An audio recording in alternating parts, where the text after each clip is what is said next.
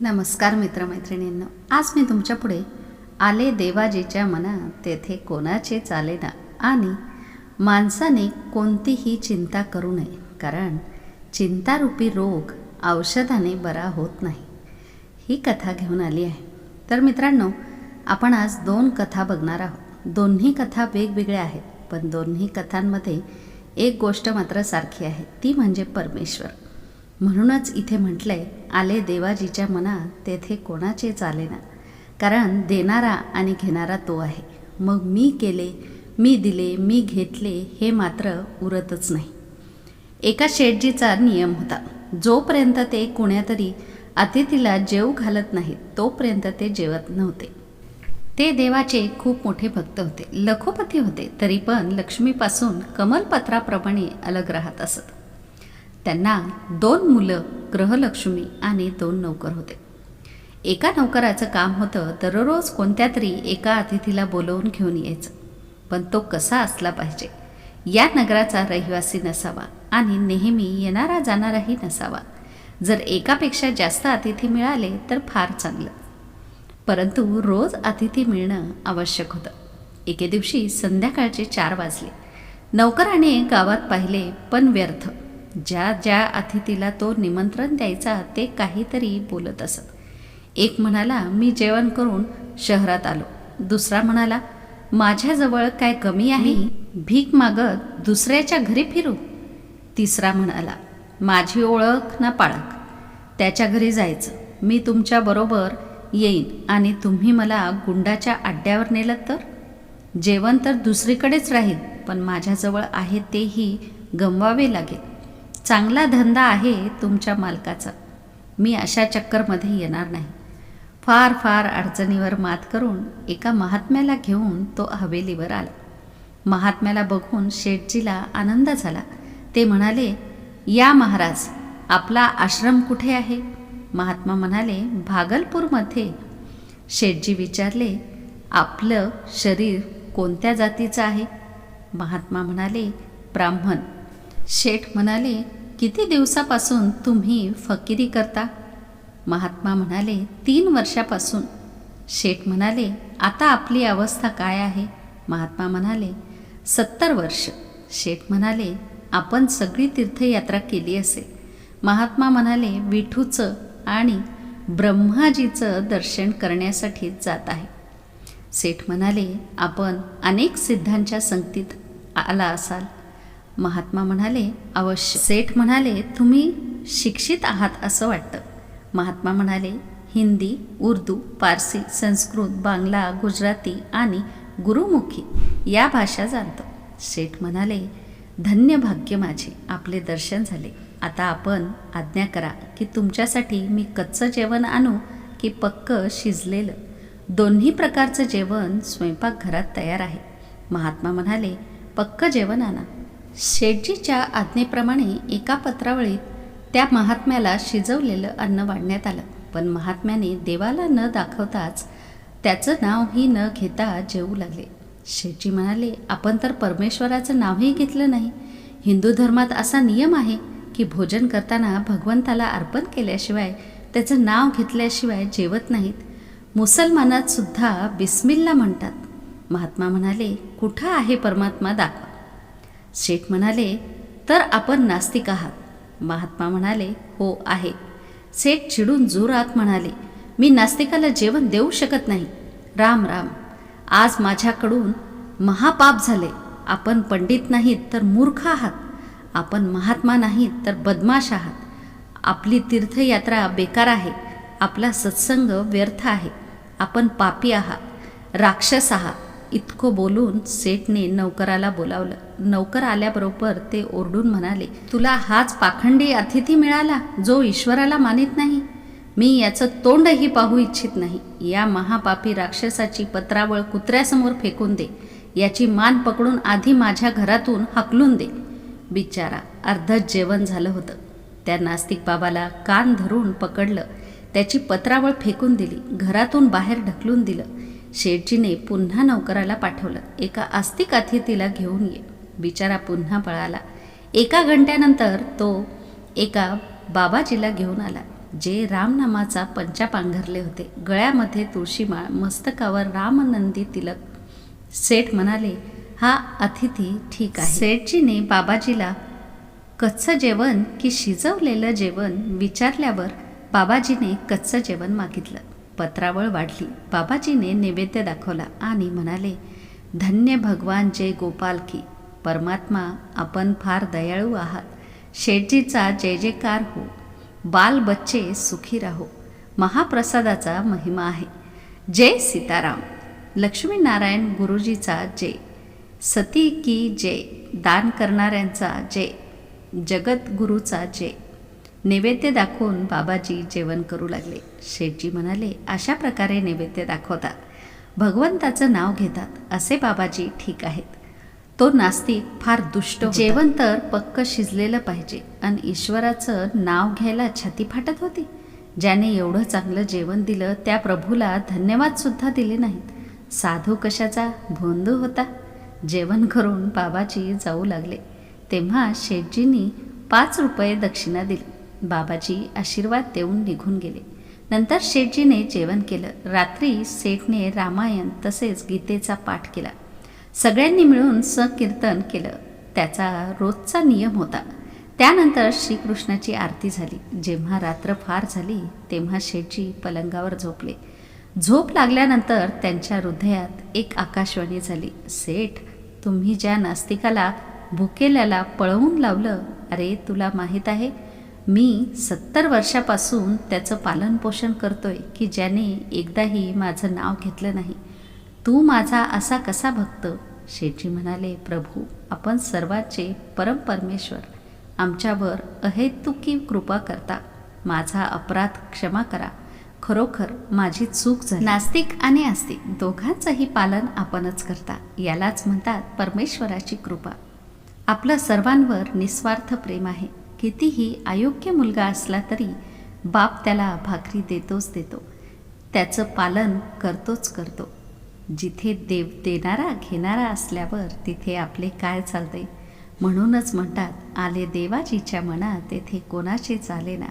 पहा, भगवंताची कृपा नास्तिकावर आणि नाव न घेणाऱ्याचं ही ते पालन करतात.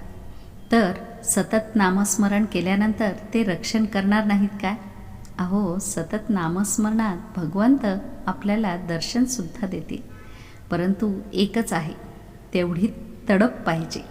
एक सेठ मुनिमाला म्हणाला, जरा हिशेब कर. आपल्या संग्रहित धनावर किती पिढ्या आरामात खाऊ शकतील. मुनीम हिशोब करून म्हणाला, व्याजाची रक्कम त्याच्या वसुलीतच निघून जाते. त्या हिशोबाने जरी पाहिलं तरी आपल्याजवळ 11 पिढ्यांसाठी पुरेसे धन आहे.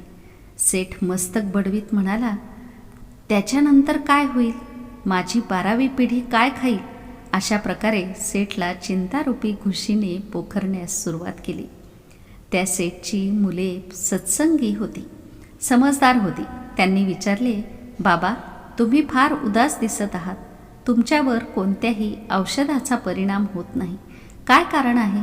शेठ म्हणाला, अरे बाळा, आपल्या 12व्या पिढीचे काय होणार याच चिंतेने मला रात्रंदिवस पछाडले आहे. पित्याचे दुःख दूर करणे पुत्राचे कर्तव्य आहे. सेठच्या मुलांनी त्यांची अनेक ठिकाणी तपासणी केली, परंतु डॉक्टरांनी सांगितले की चिंतारूपी रोग औषधाने बरा होत नाही. अखेर ते एका महात्म्याकडे गेले.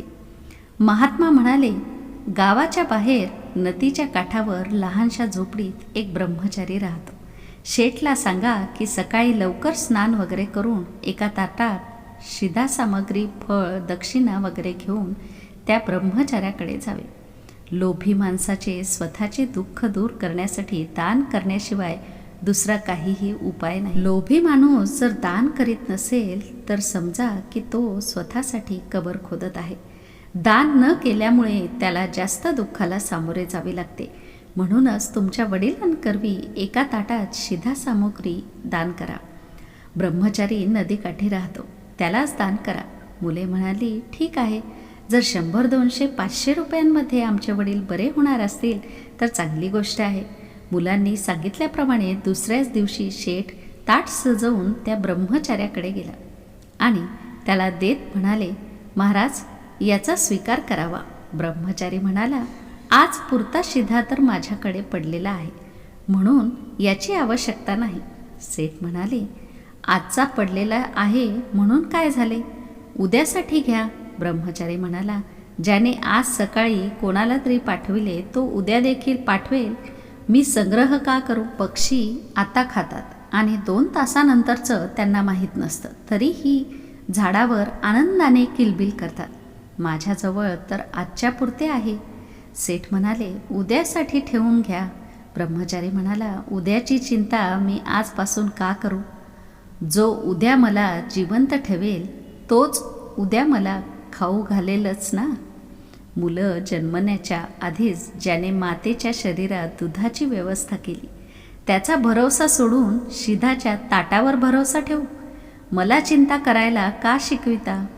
मी काय एवढा पापी आहे की भगवंतावरील भरोसा सोडून शिधाच्या ताटावर भरोसा ठेवू. मला भगवंतावर भरोसा ठेवू द्या. तुम्हाला रुपयावर भरोसा ठेवायचा असेल तर ठेवत राहा. मी तर एकट्या परमेश्वरावरच भरोसा ठेवीन. सेठ, तुमची शिधा सामग्री, फळ, दक्षिणा तुम्हालाच राहू द्या. मी घेऊ शकत नाही. सेठ म्हणाले, महाराज, तुम्ही तर अजबच साधू आहात. जरा पुढचा विचार तर करा. ब्रह्मचारी म्हणाला, पुढचा तर हाच विचार करायचा की पुढची चिंता राहू नये. दररोज काय केले, खाल्ले, प्याले तर पत्रावळ फाडून फेकून दिली. जे आहे ते चांगले आहे, जे होईल ते सुद्धा चांगले होईल, हा नियम परमेश्वराचा आहे. शेठजी, मी तुमची शिधा सामग्री घेऊ शकत नाही. सेठ म्हणाले, महाराज, तुम्ही म्हणतात की शिधा सामग्री परत घेऊन जा, तर ठीक आहे. याविषयी नंतर विचार करेल. आता थोडा वेळ तर मला बसू द्या. इथे मला चांगले वाटत आहे. महाराज, तुमच्याजवळ असे काय आहे की तुमच्याकडे पाहतच राहावेसे वाटते, तुमचे बोलणे ऐकतच राहावेसे वाटते. महाराज, माझ्याजवळ एवढे धन आहे की माझ्या 11 पिढ्यांचा निर्वाह होऊ शकेल. तरीही मला चिंता त्रस्त करते की माझ्या 12व्या पिढीचं काय होईल. ब्रह्मचारी म्हणाला, शेठजी, तुमच्यात व माझ्यात हाच फरक आहे की मी निश्चिंत नारायणाशी एककार होऊन राहतो आणि तुम्ही चंचल मोहमाया व बदलणाऱ्या संसाराशी एकरूप झाला आहात. जो संसार क्षणोक्षणी बदलतो व नष्ट होत राहतो, संयत राहतो, त्याच्याशी एकरूप होऊन तुम्ही संपत आहात, नष्ट होत आहात. परंतु मी अबदल तत्वाशी माझी एकता करून क्रीडा करतो. शेठजी, जर पुत्र सुपुत्र असतील तर जेथे जातील तेथे त्यांच्या पुरुषार्थाने कमावतील. तरीही एखाद्या पिढीसाठी ठेवा, हरकत नाही, पण 11व्या पिढीपर्यंतची व्यवस्था आहे. तरीही चिंता का करता. कदाचित येणारी पिढी यापेक्षाही दुप्पट कमवेल. तुम्ही जर 11 पिढ्यांसाठी संपत्ती कमवू शकता तर दुसरा देखील 11 पिढ्यांसाठी कमवू शकतो. टॉर्च 10 मीटरपर्यंत प्रकाश देतो, तर फक्त 10 मीटरपर्यंतच मर्यादित राहतो काय. नाही, तुम्ही चालत गेलात की प्रकाशही पुढे पुढे जातो. तसेच जो जो जीवन व्यतीत होत जाते तो सर्व कार्य होत जातात. जर चिंतन करायचे असेल तर परमेश्वराचे चिंतन करा, व चिंता करायची असेल तर याची करा की हा श्वास बाहेर गेला कुणास ठाऊक आत येईल की नाही. कुटुंबी स्मशानात घेऊन जातील, नश्वराच्या चिंतेत आयुष्य घालवेल, तर माझी काय गती होईल. भक्तिरस, ज्ञानरस, कर्मरस मिळविला नाही तर काय होईल. म्हणून तर विषय विकारांमध्ये सत्यानाश होऊ देऊ नये. करणाऱ्या, मांडणाऱ्या व जाणणाऱ्या शक्तीचा उपयोग करा. नष्ट होणाऱ्याच्या मुळाशी जे शाश्वत तत्व आहे त्याला जाणून घेण्यासाठी आपल्या मतीला संलग्न करा. अशा प्रकारे ब्रह्मचार्याने सेठला सत्संग ऐकविला. सेठ गदगद झाले, खरोखर सेठ होऊन गेला. मला वाटते की तुम्हीही सेठ बनावे. बाहेरचे जितके मिळाले तेवढ्यात आनंदी राहून व संतुष्ट राहून आंतरिक रस वाढवीत जा. पहा, ब्रह्मचार्याने कसा उपदेश केला. तसेच उद्याची चिंता नको. परमेश्वराच्या ठिकाणी अनन्य होऊन राहा, त्यात सामावून जा. भक्तिरसात उडी मारा, तोच शेवटी भवसागरातून तारून नेणारा आहे. म्हणूनच मित्रांनो, पालन पोषण करणारा तो, देणारा घेणारा तो, मग आपण फुकटची चिंता का करायची? तर मित्रांनो, तुम्हाला ह्या दोन्ही कथा आवडल्या असतील तर नक्कीच लाईक आणि शेअर करा. आणि हो, RD स्टोरीजला सबस्क्राईब करायला विसरू नका. पुन्हा भेटूया अशाच एका छान कथेमध्ये.